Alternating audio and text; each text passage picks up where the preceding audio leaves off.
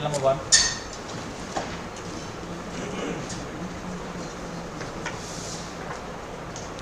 Yes. Milord, the challenge in this petition is, Milord, the impugned order, Milord, annexure P30, page number 87. This is, Milord, second round of litigation. In the first round of litigation, Milord, this honorable court was pleased to direct me, Milord, to file representation. That order is at, Milord, annexure P10, page 69.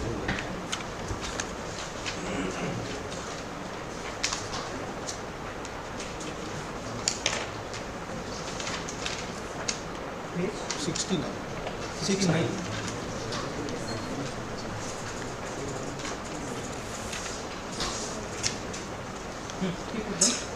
Milord, the operative direction is, Milord, the present petition is disposed of permitting the petitioner to file fresh objection, raising the specific plea of exemption from payment of property tax and enclosing herewith all relevant documents in support of the said plea within a period of 2 weeks from today. If such an objection is filed by the petitioner, the same will be considered and decided by the competent authority within a period of 2 weeks thereafter, after giving an opportunity of hearing to the petitioner. Since counsel for respondent rest is irrelevant. Then, Milord, on next page, Milord, Only regarding property tax.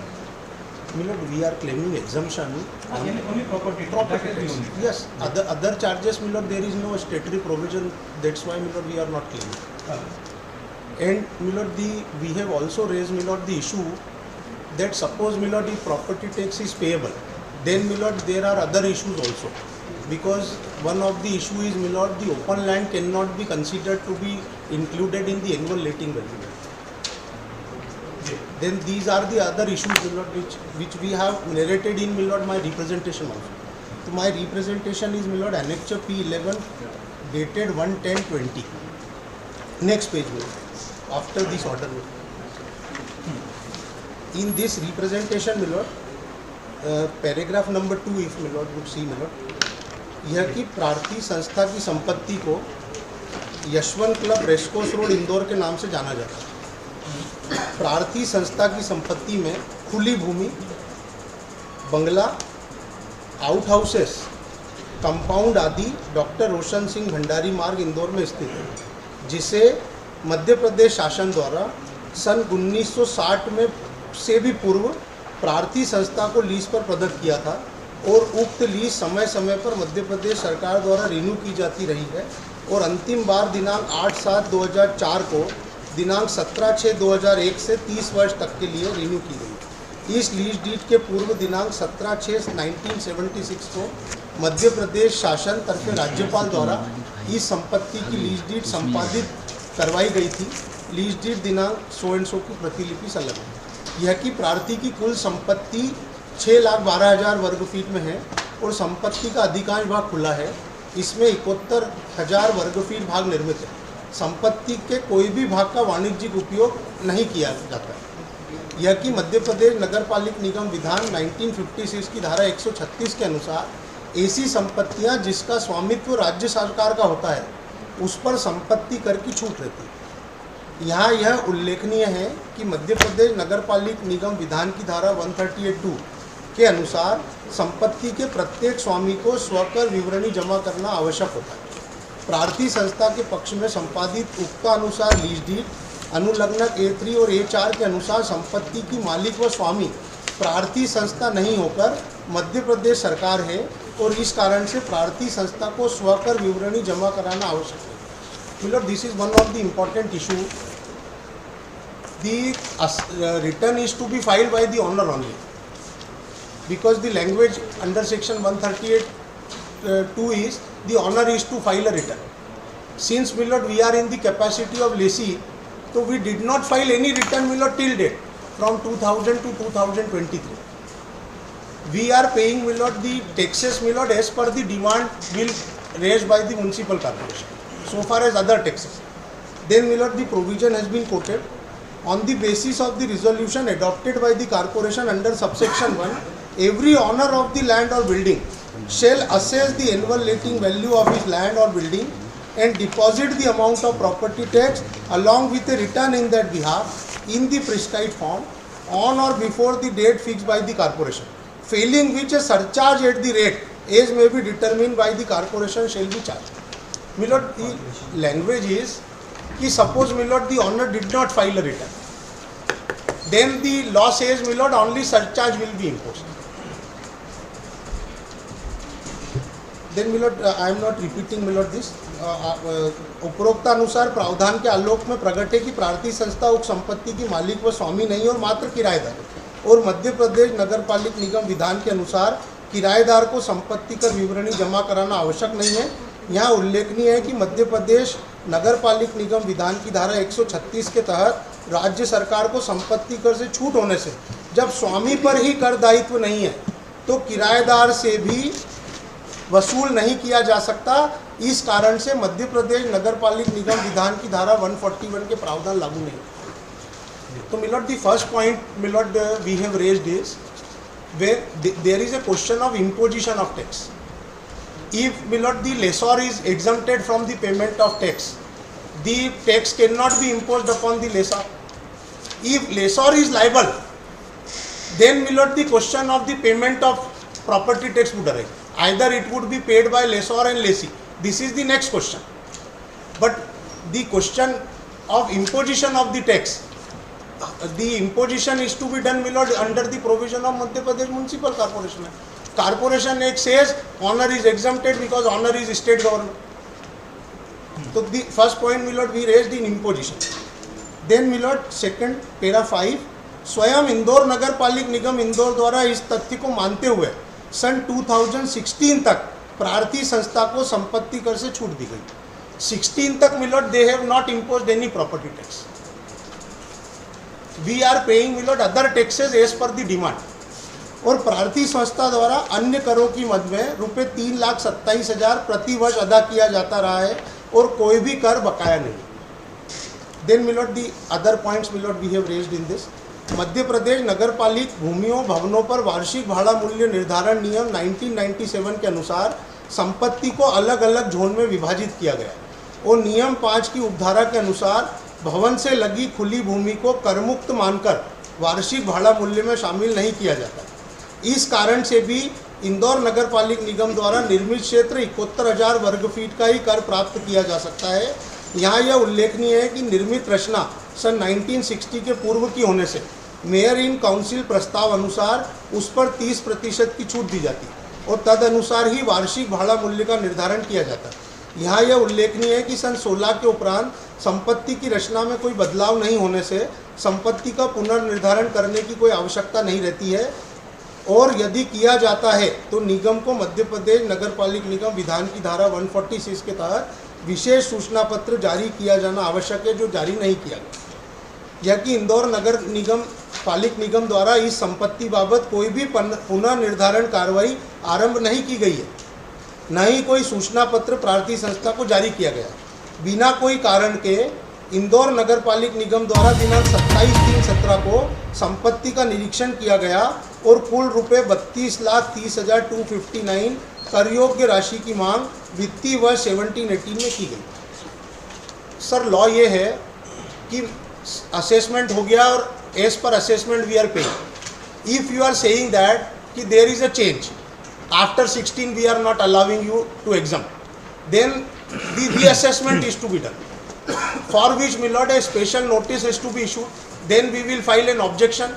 Then after decision of the objection, the reassessment order has to be passed. This entire procedure my lord has been bypassed. They straightway issued a notice 27/3/17 and the demand was increased by 32,30,259 from 1780। प्रार्थी संस्था द्वारा under protest इस राशि का भुगतान अपने पत्र number 31/3/7 को किया और चेक क्रमांक 100 31/3/17 का 10 लाख, चेक नंबर 100 31/3 का 10 लाख, चेक नंबर 100 12,30,000 के द्वारा किया गया। इस पत्र में भी प्रार्थी संस्था द्वारा यह सूचित किया था कि संपत्ति के स्वामी राज्य सरकार तरफे कलेक्टर हैं और उस पर संपत्ति कर कोई भी उत्तरदायित्व नहीं आता। किंतु प्रार्थी की इस आपत्ति पर भी कोई आदेश पारित नहीं किया। Then sir same to same next year में बिल आया 18-19 में, para 9 milord we have quoted and we filed objection. Then milord in paragraph number 10 the other properties milord were granted exemption in fourth line milord. इन अभ्यावेदन में यह भी उल्लेख किया है कि निगम द्वारा इंदौर टेनिस क्लब, खेल प्रसार trust, corporation area, basketball trust Indore, MP lawn tennis association Indore, residency club Indore को भी संपत्ति कर से छूट दी गई। इस कारण से प्रार्थी को भी संपत्ति कर से छूट प्रदान किया जाना चाहिए, किंतु इन आपत्तियों पर भी निगम द्वारा कोई आदेश पारित नहीं। This milord we have raised that there is a hostile discrimination has been made because other property belonging to the state has been exempted. Then milord in 20 para 11 प्रार्थी संस्था को दिनांक 26/20 को एक लेजर स्टेटमेंट प्राप्त हुआ, जिसके अनुसार निगम द्वारा 1920 में 35,44,008 रुपये 42 पैसे व रुपये 30,85,100 की राशि 2021 में बकाया बताई और कुल 66,29,805 पैसे बकाया होना बताया। इस लेजर स्टेटमेंट के अनुसार ही सन 2016 तक प्रार्थी से संपत्ति कर के मद में कोई राशि वसूल नहीं की गई और अन्य करों के मद में भी राशि वसूल नहीं की। अब milord this is our precise representation as per the direction of this honourable court milord this representation has to be decided milord in accordance with law. Now milord they have dealt with this representation milord that is the impugned order milord 23/11/20 annexure P14 page 87।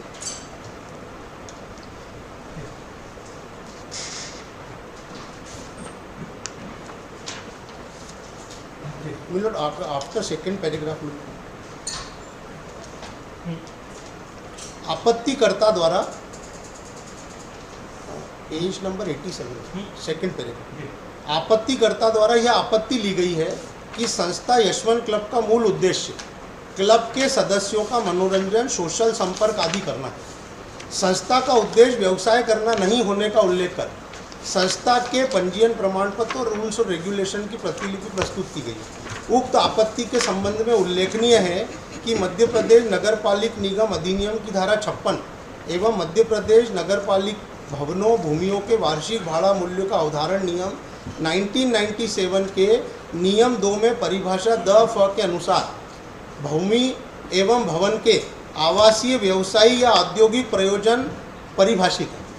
सदर संपत्ति की जांच में मौके पर कोई भी आवासीय गतिविधि संचालित नहीं होना पाए जाने से सदर संपत्ति की गणना गैर आवासीय व्यवसायिक उपयोग प्रयोजन के आधार पर की। मतलब इन्होंने मिलोड ऐसे डेल्ट किया कि under the definition there are 3 heads, one is residential, one is commercial and one is industrial. हमने वहाँ पे कोई भी रेसिडेंशियल एक्टिविटी नहीं मानी, इसलिए हमने आपका कमर्शियल में डाल दी। तो this is milord totally wrong interpretation कि when there is no commercial activity on the site, तो why milord our property would fall into the category of commercial. It is not their case कि there was any commercial activity on it, we did not find any residential activity, therefore हमने उसको गैर। तो this is milord first point. आपत्तिकर्ता द्वारा संस्था Yashwant club को उक्त संपत्ति में स्थित खुली भूमि, बंगला, हाउसेस, कंपाउंड आदि मध्य प्रदेश शासन द्वारा 1960 से लीज पर प्रदान किए गए और समय समय पर मध्य प्रदेश सरकार द्वारा लीज रिन्यू किए जाने एवं अंतिम बार 8/7/2004 को दिनांक 17/6/1 से 30 वर्ष के लिए लीज रिन्यू करने से संबंधित लीज डीड दिनांक 17/6/1976 एवं 8/7/4 की प्रतिलिपि प्रस्तुत की गई है। इस संबंध में उल्लेखनीय है कि प्रकरण में दिनांक 1/10/20 को प्रस्तुत आवेदन आपत्ति और सुनवाई दिनांक 12/10/20 को प्रस्तुत लिखित बहस के संलग्न शासन द्वारा लीज डीड की प्रतियां प्रकरण में प्रथम बार प्रस्तुत की गई। जो ओरिजिनल रिट पिटिशन लगी थी मिलोड, उसमें भी वो लीज डीड थी। देन मिलोड नेक्स्ट पेज, प्रस्तुत लीज डीड दिनांक 8/7/4 जिसका रिन्यूअल वर्तमान में दिनांक 17/6/2001 से प्रभावशील होकर उक्त लीज डीड में वर्णित शर्त क्रमांक 3 में समस्त करों का भुगतान करने का दायित्व लीज ग्रहीता का होने से सदर संपत्ति पर रोपित देय कर की देयता का भार लीज ग्रहीता संस्था यशवंत क्लब का ही होने से प्रार्थी संस्था द्वारा उक्त लीज डीड में वर्णित शर्तों के परिपालन अनुसार देय करों का भुगतान विगत कई वर्षों से निगम कोष में किया गया है। साथ ही मध्य प्रदेश नगरपालिक भवनों भूमियों के वार्षिक भाड़ा मूल्य का अवधारण नियम 1997 के नियमों के अंतर्गत उपयोग प्रयोजन के अनुसार करारोपण किए जाने से सदर स्थल संस्था यशवंत क्लब के आधिपत्य में होकर केवल संस्था के सदस्यों के लिए आरक्षित होकर उपयोग उपभोग किए जाने से उपयोग प्रयोजनात् किया गया करारोपण नियमानुसार होने से नियमों और वस्तु स्थिति के परिप्रेक्ष्य में उक्त आपत्ति में उल्लेखित तर्क मान्य योग्य नहीं होने से अमान्य की जाती। मिलोड, हमारा ऑब्जेक्शन ये था कि 138(2) में owner is exempted from filing the property tax return. Second, under section 136 of the act the property vesting in the state government is exempted from the payment of property tax. These are, my lord, the two basic objections. That has not been dealt. They, my lord, say that because under your private contract between lessor and lessee, the liability of paying the tax lies upon you, hence we have rightly charged the property tax. My lord, the question would be, when, my lord, the owner is exempted, then how can, my lord, the liability? This is our private landlord tenancy contract between the lessor and lessee. The landlord lessee entered into a contract that no, whatever taxes would be, you will bear. The state would not bear. Here is a case when the statutory obligation, my lord, under the Madhya Pradesh Municipal Corporation Act for levy of tax. It is just like, my lord, the income tax provision. You have to file self-assessment return like you are filing an income tax return. The imposition, question of imposition would arise. Suppose, my lord, the corporation come to the conclusion that the imposition of tax would be 1 lakh rupees. Now this 1 lakh rupees would be payable by whom? Then, my lord, our lease deed would come into the play.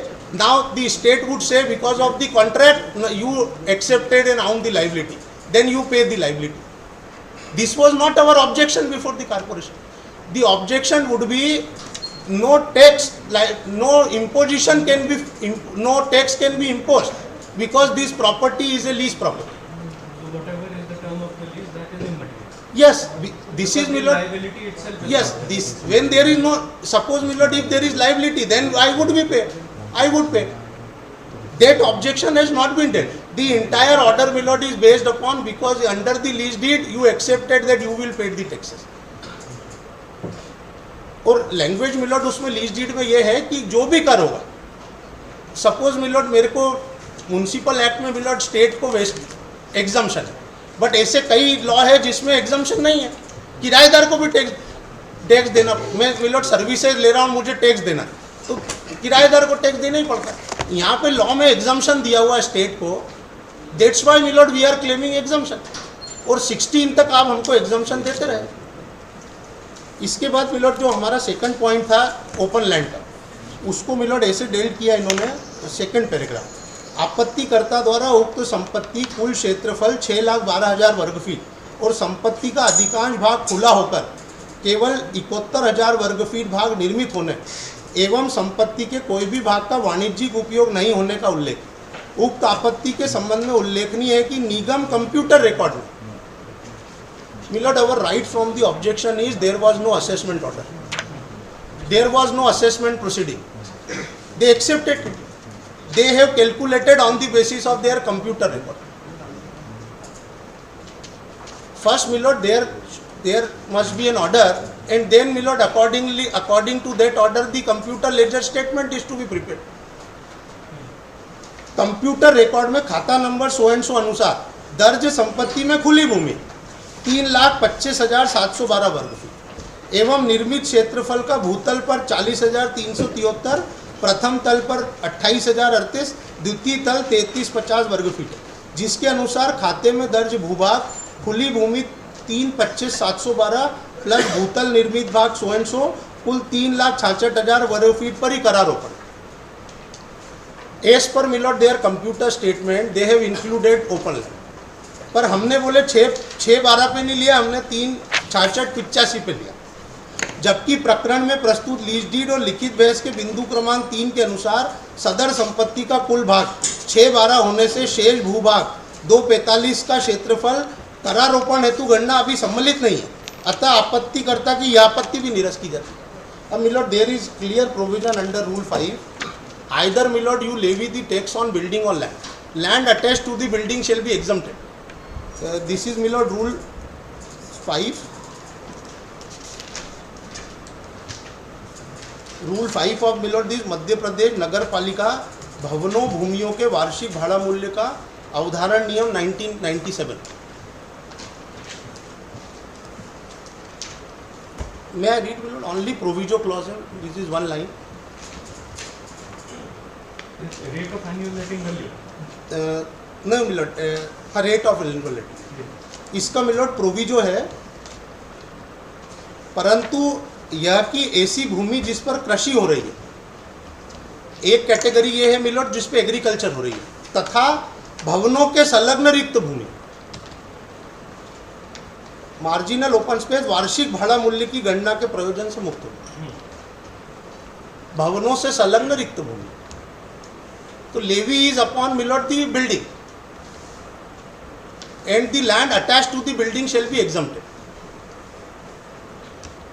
which is commonly known for the purpose here they have used MOS. So the open land is not chargeable for any purposes. Suppose milord if there is no building, then milord the tax would be payable on open land. Though there are two bifurcation milord under this rule. That's why milord इसलिए उन्होंने लिखा भवन से संलग्न रिक्त भूमि, भवन के संलग्न रिक्त भूमि, क्योंकि वहाँ पे लैंड ऑनर भवन का टैक्स पे कर रहा है। The idea and object beyond milord for collection of tax, the every owner should pay, either you are the owner of a land or a building. If you are a owner of land you will pay the tax for land, if you are a owner of a building you pay tax for building and land would be exempted. तो then milord this order is also wrong in violation of rule 5। Then milord third paragraph on similar line milord की आपत्तिकर्ता द्वारा मध्य प्रदेश नगर पालिक निगम अधिनियम की धारा 1956 की धारा 136 और 136(2) का उल्लेख कर सदर संपत्ति मध्य प्रदेश सरकार की होने से धारा 138(2) के अनुसार संपत्ति स्वामी को स्वनिर्धारण विवरणी जमा करने का उल्लेख कर उक्त संपत्ति में प्रार्थी संस्था मालिक न होकर किराएदार होने से धारा 141 के प्रावधान लागू नहीं होने का उल्लेख। उक्त आपत्ति के संबंध में उल्लेखनीय है कि प्रकरण में दिनांक 1/10/20 को प्रस्तुत आवेदन आपत्ति और सुनवाई दिनांक 12/10/20 को प्रस्तुत लिखित बहस के संलग्न वो किस है, वो पॉइंट डिसाइड ही नहीं कर रहे हैं ये कि whether lessee is required to file the income property tax return, वो लाइबिलिटी पे आ जाते हैं कि आपको भरना है।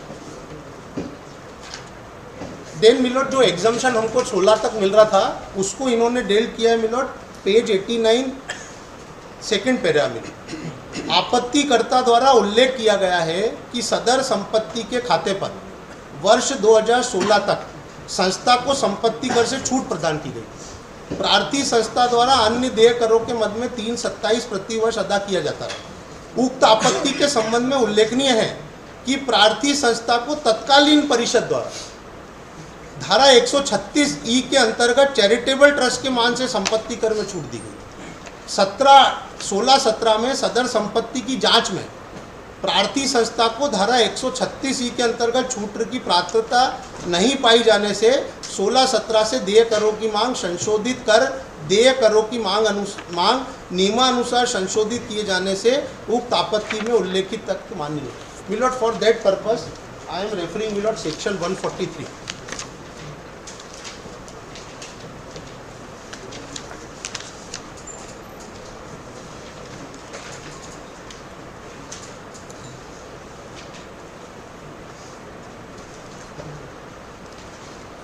सेक्शन 143 में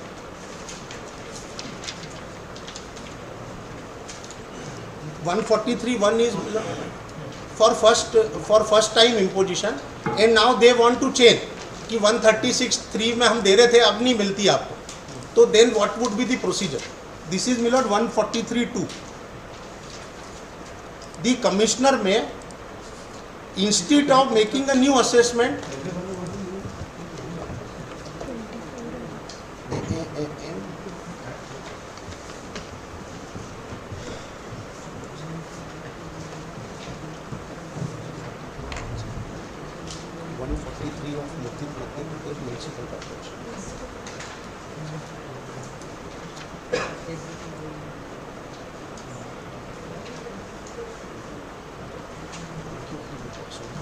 मतलब मैं हैव अ सबमिशन। मेरे पास जो लेटेस्ट बुक है उसमें 143 is omitted by the amendment in 2021 में अमेंडमेंट है। हमारा तो पहले आपकी जो लगी उससे पहले का नहीं, I am just referring omit हुआ। ओमिट अब मतलब थिंग्स ठीक है, उसका हमारा तो पहले effect it is relevant because the text is up to now, मतलब अभी तक के लिए है इशू। ये 20 का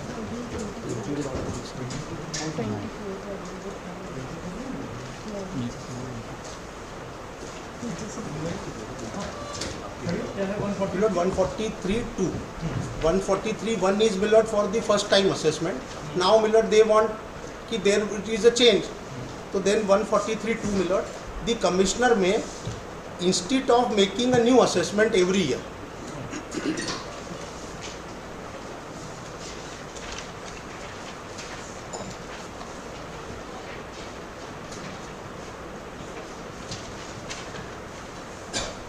143(2) Milord, I am directly reading. The commissioner may, instead of making a new assessment every year, adopt the existing assessment with such alteration as he think fit, as the assessment for each new year, giving to person affected by such alteration the same notice of the alterated valuation and assessment as would have been required if a new assessment had been prepared. So Milord, for if a same assessment is going on, the power is vested Milord with the commissioner ki instead of a new assessment he adopt Milord the same. Now Milord come to 146.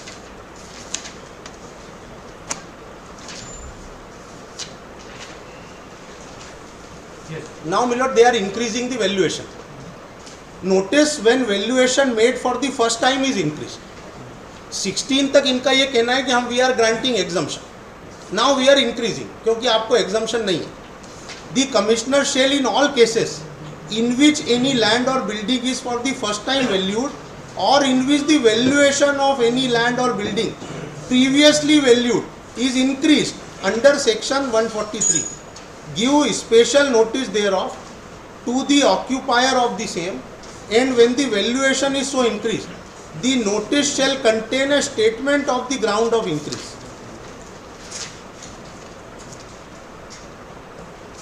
There is no notice of 146. They violently Milord held that ki now exemption is not available, and they directly put an entry in their computer record. So this is Milord, the increase is made in law because no special notice under section 146 was given. If we Milord receive the notice, then Milord the remedy would be 147 we will file objection, then 148 Milord the investigation of objection by commissioner, and then 149 assessment order. This is the scheme Milord under the act. Yes. Then it will go to the appeal. हाँ appeal, because if they investigate my objection. So you said since it was an assessment for the first time, Well, Milord, they increase in valuation. increase in valuation for the first time. Then special notice is required to be given. This is 146 language. Then after receipt of the notice, we will file an objection under section 147. 148, the objection is to be investigated, and then 149 order would have been passed. This entire provision, Milord, have been floated. Then Milord, this open land point Milord has been dealt.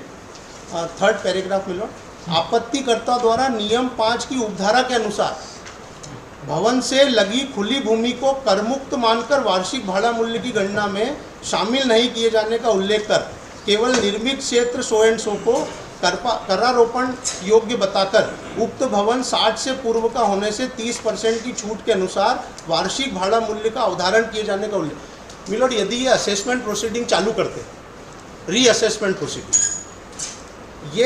ये मेरे सारे objection के ground है कि sir open land annual लेटिंग valuation आपको assess करनी है कि what would be the annual letting value. तो एनुअल लेटिंग वैल्यू में ओपन लैंड नहीं शामिल होगी. बिल्डिंग यदि 60 के पहले की तो 30% मेरे को एग्जम्पशन मिले. These are milord the objections. उक्त आपत्ति के संबंध में उल्लेखनीय है कि मध्य प्रदेश नगर पालिक भवनों भूमियों के वार्षिक भाड़ा मूल्य का अवधारण नियम 1997 के नियम 5 में ऐसी भूमि जिस पर कृषि हो रही है तथा भवनों के संलग्न रिक्त भूमि मार्जिनल ओपन स्पेस वार्षिक भाड़ा मूल्य की गणना के प्रयोजन से मुक्त रहेगी। प्रोविजन मिलॉट कोट कर दिया इन्हें।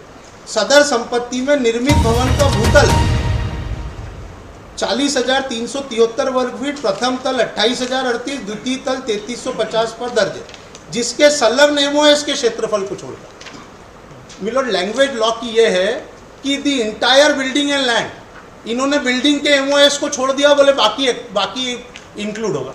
ये लैंग्वेज ही नहीं है रूल 5 की। जिसके संलग्न एमओएस को छोड़कर शेष भूमि उक्त नियम के परिप्रेक्ष्य में वार्षिक भाड़ा मूल्य की गणना में शामिल किए जाने योग्य। सदर संपत्ति में निर्मित भवन का निर्माण 1960 से पूर्व और 60 से 80 के मध्य और 80 के पश्चात निर्माण संबंधी दस्तावेज स्वनिर्धारण विवरणी उपलब्ध कराने पर नियमानुसार रखरखाव प्रयोजन हेतु छूट आपत्तिकर्ता को दी जाएगी। ये मिलोड असेसमेंट कर ही नहीं रहे हैं और बोले अभी हमें असेसमेंट का कोई नोटिस नहीं है, और बोले हम आपको एग्जामिशन कब देंगे, जब आप हमको डॉक्यूमेंट फाइल करोगे। हमें तो कोई नोटिस ही नहीं दिया रीअसेसमेंट। देन मिलोड जो मैंने अंडर प्रोटेस्ट जमा किया था उसका रेफरेंस है। Then on next page milord not so material and then milord the last paragraph, para 4 page 90 last paragraph. आपत्तिकर्ता द्वारा यह उल्लेख किया गया है कि संस्था यशवंत क्लब पर संपत्ति कर आरोपित नहीं किए जाने के साथ ही संपत्ति कर में छूट होने से अन्य करों को भी अदा करने की जवाबदारी प्रार्थी संस्था की नहीं होने का उल्लेख है।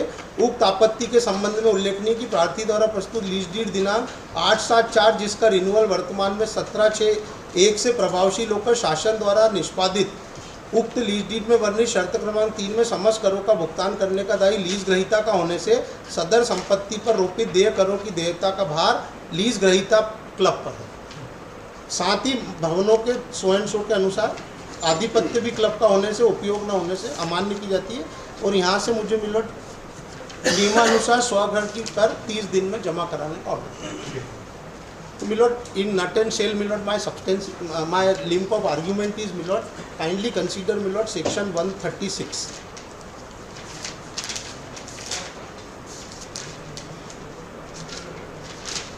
Yes. 132, I am sorry, 132. This is imposition of tax, taxation part 2. 132, 1 minute. Taxes to be imposed under this act. For the purpose of this act, the corporation shall, subject to any general or special order which the state government may make in this behalf, impose in the whole or any part of the municipal area the following taxes.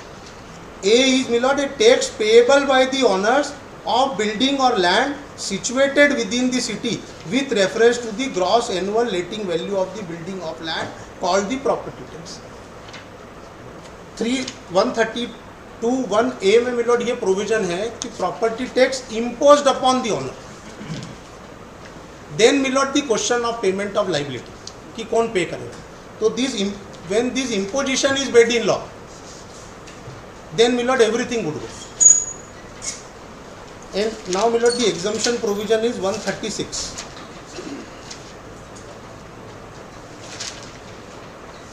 Yes. Exemptions. The property tax levied under section 135 shall not be leviable in respect of the following properties, namely A. Building and land owned by or vesting in 1. the union government, 2. the state government, 3rd is the corporation. There is no milord distinction of any kind. All the three are exempted from the payment of property tax. Then milord the so far as the filing of return milord I have narrated already 138. Now milord I am relying upon a direct case milord, page number 94 milord. Yes. Milord likewise milord Madhya Pradesh the Madhya Pradesh law milord says कि the owner is required to pay. In Delhi milord there is a Punjab Municipal Corporation Act milord and I have placed upon, I have placed on record, my lord, the relevant section of that Punjab Municipal Corporation Act, my lord, at page number 100, my lord, 100. There is, my lord, 61. Taxes which may be imposed, subject to any general or special order which state government may make in this behalf and to the rules. A is owner, और वहाँ पे मिलो definition और इलाज करिए, वो B है कि वहाँ पे टेनेंट इन परपेचुटी है, उसको टैक्स देना पड़ेगा, provided milord that in the case of land and building occupied by tenants in perpetuity the tax shall be payable by tenant. ऐसा प्रोविजन मिलो अपने एक्ट में नहीं है, अपने यहाँ पे क्लियर है कि ऑनर को ही देना, टेनेंट पे टैक्स का कोई भार नहीं। ये प्रोविजन होने के बावजूद milord the tenant was, the Delhi Golf Club was succeeded, my lord, before the Honorable Supreme Court. That judgment is, my lord, AIR 2001, Supreme Court 615. And the relevant, my lord, provision is, my lord, paragraph number 8, my lord, page 98. The next ground of challenge is based on the taxability of the property in question in the hands of the appellant club. Section 61 of the Act enables the municipal committee to impose the various category of taxes enumerated therein. The power to levy the house property tax in question is traceable to clause A, which refers to a tax payable by the owner of building and land not exceeding 15% of the annual letting of the annual value. In dealing with this aspect of the matter, the High Court seems to have proceeded on the basis of the definition of the word owner with reference to the dictionary and other meaning of the word in its generic sense, as also upon the alleged object assumed to be underlined under section 61(1)(a), that is to tax all person who possess and use the land within the municipal limit for region. इनका मिलोट reasoning भी यही है कि आपके आधिपत्य में club की property है, आपके ही लोग उपयोग कर रहे हैं. That anyone possessing land and using the same does make use of municipal service. First of all, the levy is not a fee to be viewed as referable to the availing of municipal services. Further, the levy envisaged under section 61(1)(a) is a property tax levied को ownership of the property within the municipal limit and income therefrom, not a service tax payable for the service rendered to the person in occupation of the land or building. Milord, the law is it is the tax on the owner. These services, milord, would be कि you are taking services of water, you are taking services of drainage. So these are the services. So services cannot be exempted.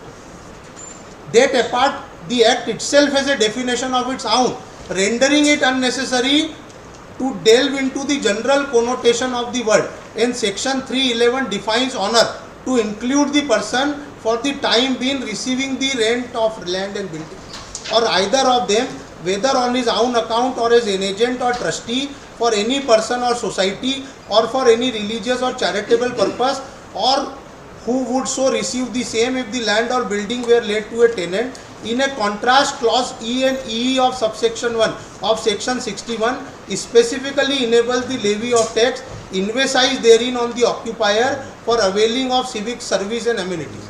That apart, the proviso to clause A in stipulating that in the cases of land and building occupied by tenants in perpetuity, the tax shall be payable by such tenant, declares the legislative intent in specific and unmistakable terms, as well as by necessary and inevitable implication that tenant of the category other than tenant in perpetuity are outside the purview of section 61(1)(a) of the Act. अब मिलोट इस case के जो facts थे वो इसी में आगे है. Periodical लीजेस with provision therefore and actual such renewal from time to time cannot be affixed with the character of lease in perpetuity merely because cumulatively considered the lease. Lessee might be in the physical possession for long, particularly when there is no vested right of renewal as such in the lease. the Government of India and the Ministry of Urban Development, the lessor is the indisputable owner of the property leased in favor of the club, and they have not done anything which could ever indicate slightly of the grant of their right of ownership in favor of the club. The respondent local authority therefore cannot act in a manner which is likely to even cast a cloud around the title, ownership and right to possession of the Government of India. Consequently, the view expressed by the High Court that the club would constitute owner for the purpose of the levy in question does not either sound to reason or can be said to be in conformity with the statutory provision in force, and therefore does not merit our approval. The incidental question that also need reference and consideration is as to whether the applicant club can be held or said to hold the property in question as a tenant in perpetuity. Even a cursory perusal of the order sanctioning the lease as well as the terms and condition of the lease would make it beyond any doubt that lease in question is merely a temporary allotment, temporary lease, and further stipulation that any continuance beyond after the expiry of 20 years for which the temporary lease has been granted shall also be a lease on temporary basis leaves the matter beyond any controversy whatsoever. The various clauses in the lease deed restricting and regulating the mode and character of enjoyment by the lessee and the specific stipulation reserving absolute power in the lessor to terminate the lease and resume possession as and when required on giving a notice for the stipulated period militates against the lease being characterized as one in perpetuity. In the light of the above, the respondent has no legal authority or jurisdiction to levy the house property tax against the appellant club in its capacity merely as a tenant in respect of the property which is the subject matter of the lease. मेरे case में भी milord periodically lease है 30 years. The honourable supreme court says कि it is a temporary lease और इसीलिए उसका बार बार renewable हो रहा है और वो टर्मिनेबल है. वहाँ पे तो मिलोट ये कैटेगरी थी कि टेनेंट इन परपेचुटी को भी टैक्स भरना था. My case is on more higher footing because under the Madhya Pradesh law the tenant is not burden with the payment of property tax.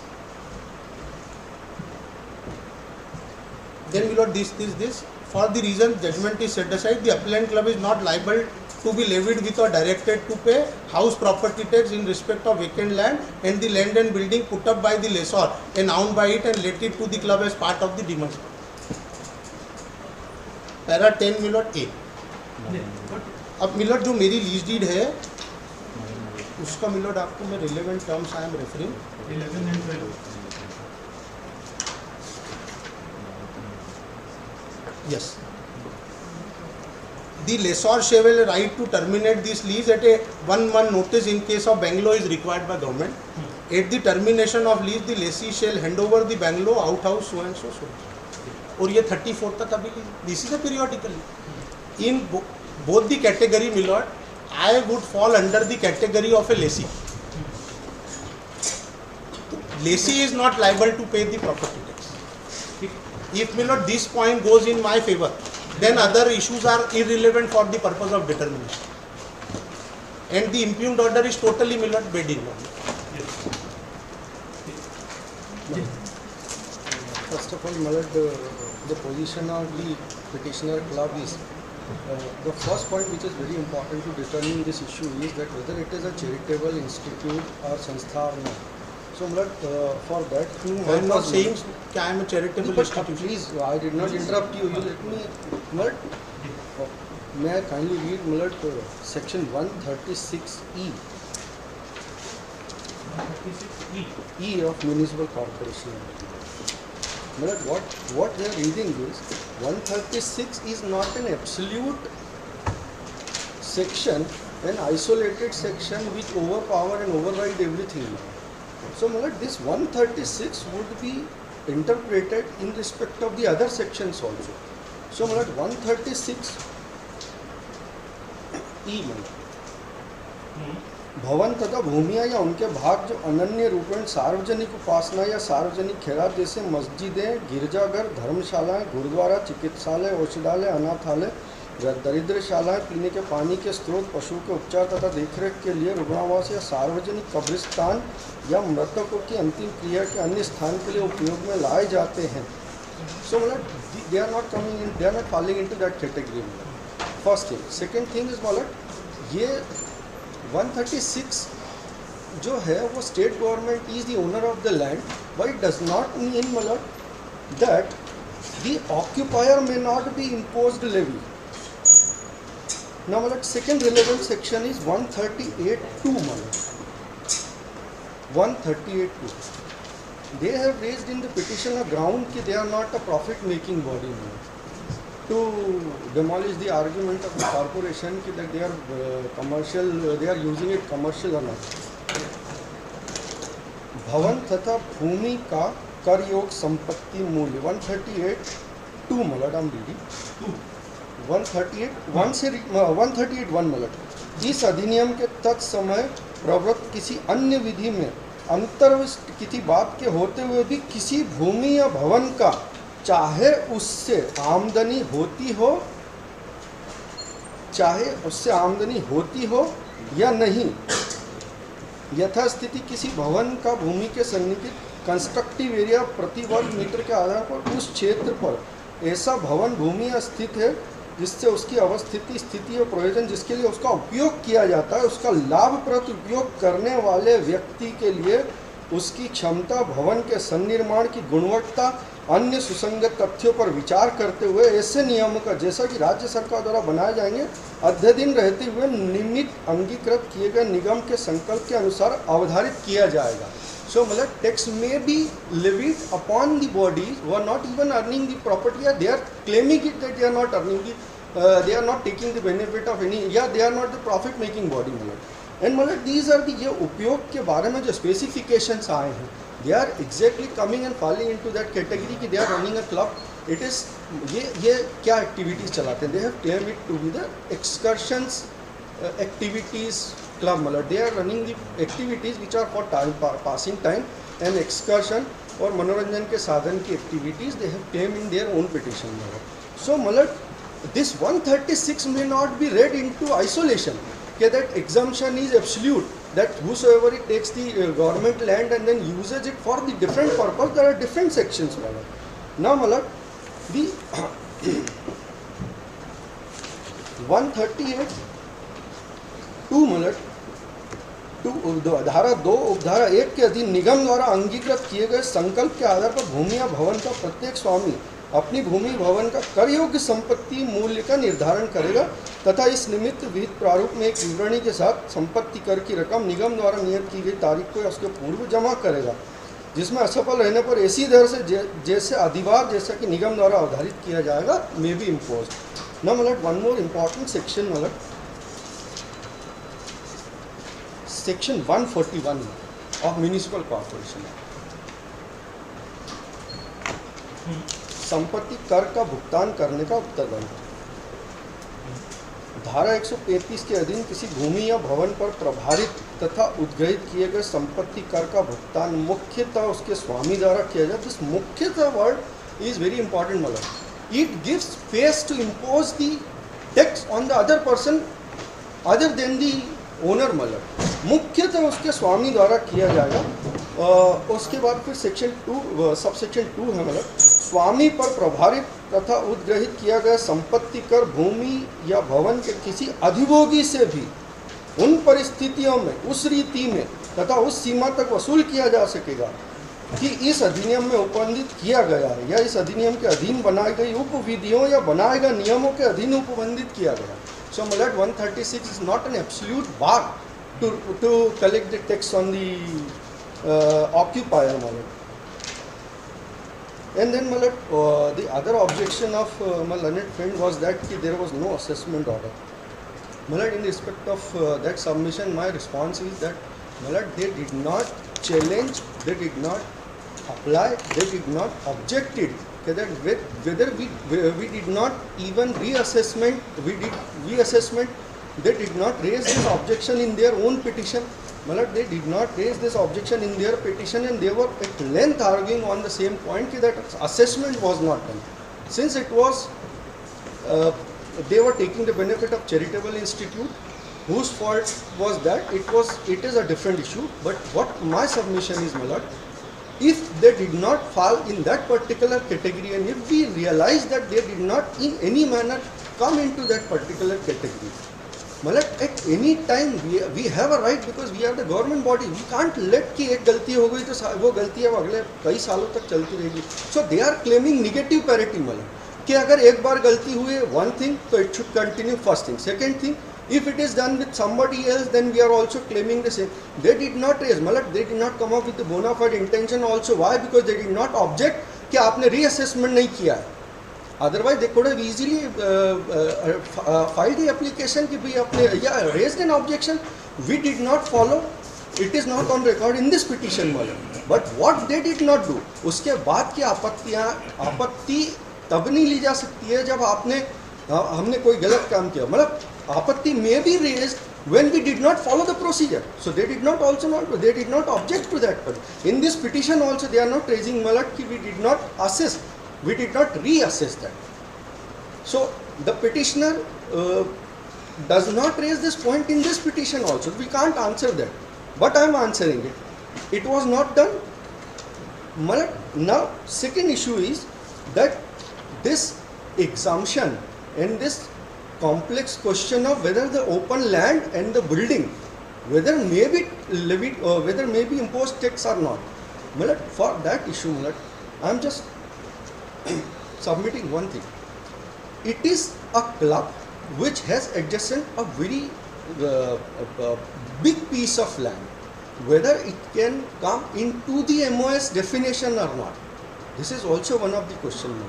And one more thing, intention of the legislature is very clear that if at all the exemption is to be given, they have specified that to whom it should be given. So they did not categorically come into that particular category. So it is a question of interpretation whether they can be entitled to give this benefit or not. They are failed to do so. Second thing, what the judgment, what my learned friend is referring of the Supreme Court, the provisions of Municipal Corporation Act and the provisions that judgment was to be passed or was to be considered only in the light of the other sections of the Municipal Corporation Act of the Delhi. So on the basis of interpretation, when the other sections have not been referred in that particular judgment, cannot be taken benefit of in the Madhya Pradesh Municipal Corporation Act. Because my learned friend did not express any provision of the Delhi Municipal Corporation Act where they could get any support likewise in the Madhya Pradesh Municipal Corporation Act. Now my third submission is that about the lease deed, they enter into lease. Of course, it is a private contract between two parties, but they agreed upon, if at all, in case law permits, they would pay the tax. Who is the imposing authority? Municipal corporation. They can't decide whether the tax can be imposed or not. So, if law permits us to impose the tax, because of that lease deed, since my learned friend has already admitted, if this condition applies, then we would be able to pay that. We would be entitled. We would be liable to pay the tax now. So, that lease deeds clause 3 is also supporting us, because they had entered into an agreement that agreed that we would pay the tax if at all imposed upon us. Now, the rest of the thing about the MOS, that to take the benefit of the law or statute, any provision of statutory provisions, they have to demonstrate whether they are categorically falling into that particular category or not. So, ये मध्य प्रदेश नगर पालिका भवनों भूमियों के वार्षिक भाड़ा मूल्य के अवधारण नियम है 1997 के, उसमें डेफिनेशंस दी हुई है. मध्य प्रदेश नगर पालिका भवनों भूमियों के वार्षिक भाड़ा मूल्य का अवधारण नियम 1997 सेक्शन द दी है, सेक्शन 1 का द आवासीय का डेफिनेशन दिया हुआ है. आवासीय प्रयोजन के लिए सुरक्षित कोई भूमि या आवासीय उपयोग हेतु निर्मित कोई भवन जिसका उपयोग आवासीय प्रयोजन से किया जा रहा है, परंतु इसमें ऐसा कोई भवन सम्मिलित नहीं होगा जो आवासीय प्रयोजन से है किंतु उनका उपयोग व्यावसायिक प्रयोजन से किया जा रहा है। ना मतलब my submission to this regard is that it is a club malad for the limited purpose, for limited people to enter.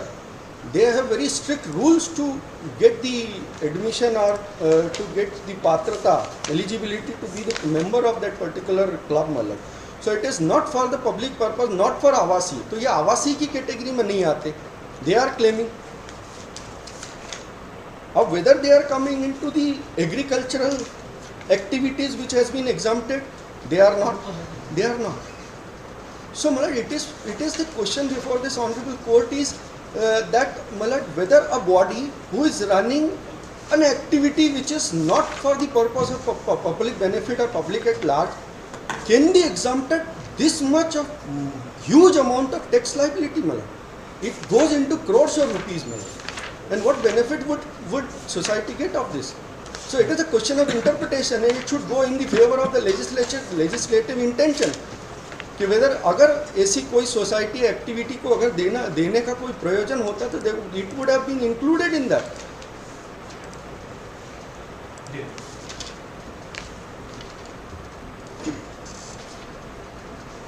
Now Malad, they are Malad playing with the rules. They did not claim कि आप हमसे building का rent ले लीजिए, भूमि को आप exempt कर दीजिए. They did not come categorically on this pleading. They did not say आप रीअसेसमेंट कर दीजिए because सेक्शन 143 से 149 तक में हम उसके लिए एलिजिबल हैं इन सेक्शंस के लिए. They did not claim for that. They have filed an application straight away to get the exemption altogether, and they are admitting it. They are not the charitable institute, and the exemption which was before 2016 was for the charitable intentions.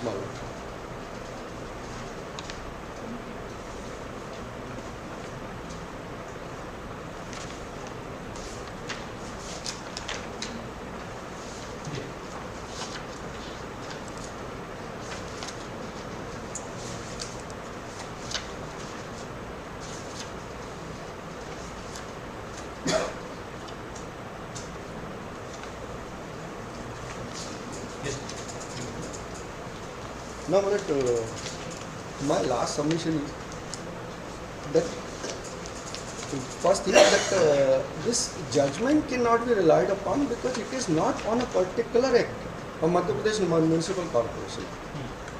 Because the other relevant sections may not have been discussed in that judgment. It is only on the situation of Delhi Club Malad. And the second is that Malad, they are a private body, no public purpose. Third thing, Malad, that once a mistake, for sake of argument, it was a mistake or error or any activity which could benefit them for something, can be continued. And the last thing, whether they still liable to get this exemption, Malad. There is no exemption. They themselves are telling that in this particular act, except 136. But that would be co-read with 136E, Malad.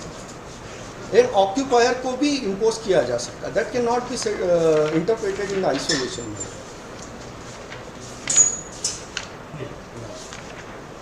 With a short rejoinder, because my learned friend is relying upon 136E. Our case is solely based upon 136A. There are various categories. Starting from 136, exemption, the property tax levied shall not be leviable in respect of property namely. A is this category, B is building and land, the annual rating does not exist 6,000 in case of corporation. Then C category is for education. Categories, they are not interdependent. They argued on E. Our case fallen under category A. A did, so far as A is concerned, there is no answer. So the E does not apply. Even it is not our case that we fallen under the category of E. The exemption is starting from A to K. from starting from A up to the K category, these person are entitled for exemption. So one of the category is E, कि those institutions which are charitable are exempted. But likewise WAF and other electricity board, polls, other categories also. Our case is for 136A because the property belonging to the state and the state is exempted. So this is Milord. Second Milord, my learned friend has referred to 138(1). Milord, 1 is the general provision कि owner में कौन कौन होगा owner, whether milord वो it is a profit making or whether it is non profit making, every owner is to pay the tax. This is 138(1). Then milord the second provision is 138(2) कि owner is required to file the return. तो ये uses और ये सारे point है, ये होंगे milord when the calculation of annual letting would come into the कि ऑनर ने मिलॉट रिटर्न फाइल कर दिया, फिर अब एनुअल लेटिंग को कैलकुलेट करना है. एनुअल लेटिंग कैलकुलेट होगी यूजेस ऑफ लैंड से. तो this 138(1) has no relevance upon the facts of the present case. Then milord my learned friend referred 141. Milord 141 is responsibility for payment of tax. ये milord statutory provision है, not likewise milord private contract. The statutory provision override private contract. Statutory provision ये है कि honour से recover करना है 141(1) में. The property tax charge and levied upon any land और building under subsection 135 shall be paid primarily by the owner. ये milord एक कैटेगरी हो गई. Then 2 the property tax charge and levied. यहाँ पे तो मिलॉट अभी केस चार्ज और लेविड पे ही है कि एक बार चार्ज और लेवी फिक्स हो गई फिर रिकवरी की बात आएगी. On the owner may also be recovered from any owner occupier of land or building under the in the manner and to the extent as is provided in the act. अब tenant से recovery का मिलॉट क्या act में provision दिया है, वो है 134(6). 134 is milord recovery of taxes. A municipal tax may be recovered. A municipal tax may be recovered by one or more of the following processes or in accordance with the bylaws made for the purpose. Come to Milord directly 6. In the case of property tax, by attachment of rent due in respect of the property. ये तो मेरे से मिले honour का पूरा ही संपत्ति कर मेरे से ले रहे हैं. मतलब ये सर जनरल कैटेगरी में कोई ऑनर है, उस पर टैक्स ड्यू है, तो एक्ट ये कहता है कि प्राइमरीली ऑनर भरेगा. टेनेंट से भी आप रिकवर कर सकते हो, बट इस एक्ट में जो मैनर दिया है उसमें एक्ट में मैनर ये दिया है कि आप रेंट को अटैच कर लोगे. तो this provision is totally irrelevant milord for the purpose of this case. Then milord my learned friend says कि आपने असेसमेंट का तो पिटीशन में चैलेंज ही नहीं किया. मैंने मिलॉट पूरा मेरा रिप्रेजेंटेशन जो है वो पढ़ के बताया. Then in the grounds also milord we have taken these grounds. First milord ground is ground number 11, page number 14 milord of my compilation. This is the challenge. Then milord my learned friend milord relied upon exemption of open land rule 5.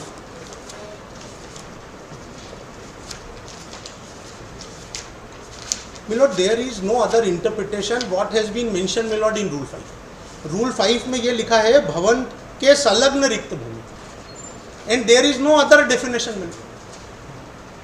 This is a complete rules. The definition has been given. The open land has not been separately defined. The MOS has not been separately defined.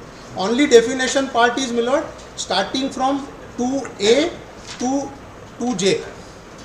निर्मित क्षेत्र, व्यवसायिक, आवासीय, वर्ष विवरणी, नगर पालिका अधिकारी, नगर पालिका और अधिनियम.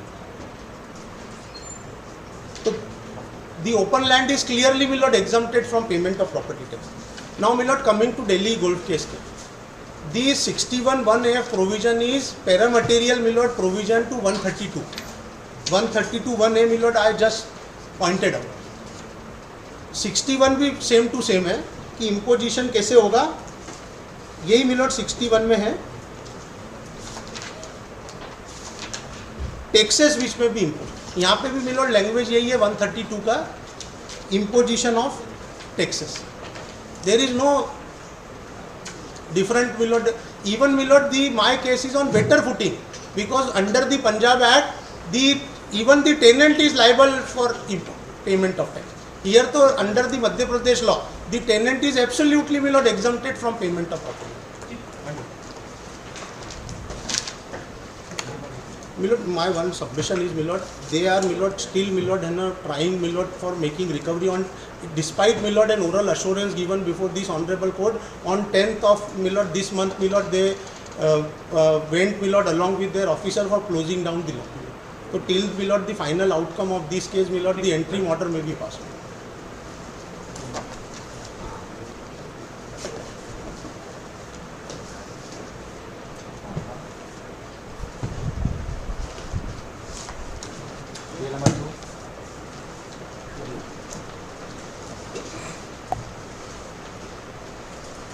आइटम नंबर 2 में केस डायरी है, केस डायरी नहीं